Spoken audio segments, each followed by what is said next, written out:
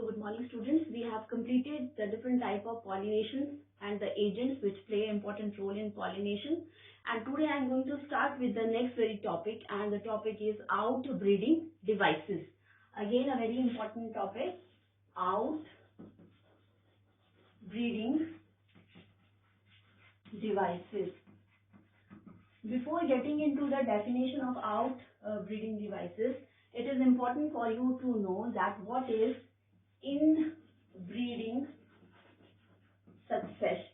depression, right? Inbreeding depression. First I'll explain this and then I'll come to the outbreeding devices. Now what is inbreeding depression? As we know that in flowers, in bisexual flowers, what is going to happen? That the self-pollination is going to take place again and again, right? So in bisexual flowers, the self-pollination is taking place again, the same anther, they are falling on the same stigma. So repetition of such kind of self-pollination is what the variation is not coming there. The chances of variation or the survival after some time of that very flower is going to be difficult under the unfavorable conditions. So now to prevent inbreeding depression comes after the continuous again and again continuous self-pollination. When self-pollination is occurring again and again, when we are talking about the bisexual flowers, right? So that is called as the continuous self-pollination. That is called as inbreeding depression. A depression is coming due to inbreeding of the same the pistil and the same the anther and the pollen. Now to prevent this inbreeding, flowers have followed and adapted certain kind of mechanisms to prevent the process of self-pollination, so that the self-pollination is prevented and the cross-pollination should take place. You know, cross-pollination, there are more chances to get a variation, right? Self-pollination, the chances, the variation is not going to be there. Fine. So to overcome the inbreeding depression, now what has happened that the flowers have followed, right, and adapted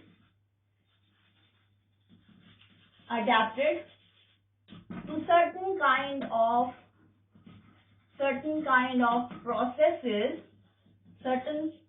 processes, right? What? To prevent self-pollination, right? And to increase the cross-pollination, right? So outbreeding devices come into the picture when the inbreeding depression was seen. So this is a mechanism which is followed and adapted by the plants to prevent the self-pollination and to increase the chances of cross-pollination.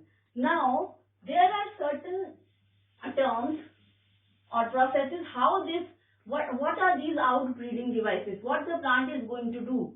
So the first very process is dichogamy. So the first is dichogamy, right? So dichogamy means the anther, right, and the stigma, both they are going to what? Mature at different time, right? So the anther and stigma, what they will do? Mature at different time, right? So they are maturing at different time.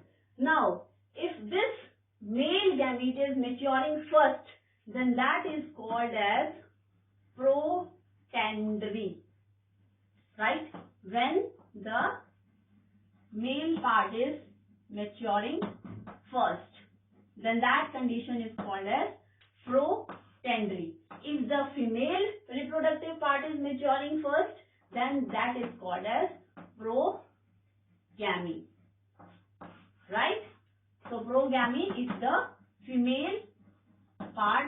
is maturing first, right? So this is a process of dichomy where the time of maturation of anther and stigma is totally different.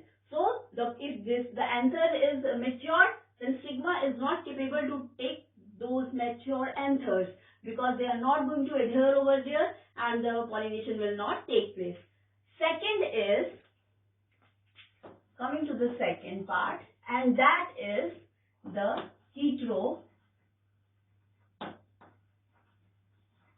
site, right? In this case, the positions of the male and the female reproductive part is such that they will never come into contact with each other. If they are not going to come in contact with each other, obviously no pollination or the self-pollination is going to take place. So this is related to the position of the male and female reproductive parts. So what we are talking about the position of the pistil, right, and the position of the stamen. So both the positions, either it will be going to be very long or very short, right, or they are going to be in such a position that the pollination is not, the self pollination can be prevented. Now third one is unisexuality. Unisexuality, again very easy. If a flower is having only one type of a gamete, either a male gamete, right, or the female, right, or the female. So in either of the cases, if flower is having male gamete, again for the pollination or for the fertilization, female gamete is required. Now only the male gamete is present over there, so no chances of self-fertilization. So the unisexual flowers are just left with the cross-pollination as a pollination to take place, right? So this was the unisexuality, and next one is the third is the self-incompatibility. Self-incompatibility. Now in this case, what is going to happen, that let me draw a diagram. If this is a stigma, style, again a ovary. So what is self-incompatibility? Means that this pistil is having a capability to recognize, right? It's the genes which are similar, right? And those similar genes are not going to the similar that very pollen which is having the similar type of gene as is going to be present in this stigma. The similar type of gene of anther having the gene similar to the style, it will not be allowed to have a pollen tube, and further the post fertilization event is not going to take place. So that is called as self-incompatibility, right? Now fourth is non-synchronization.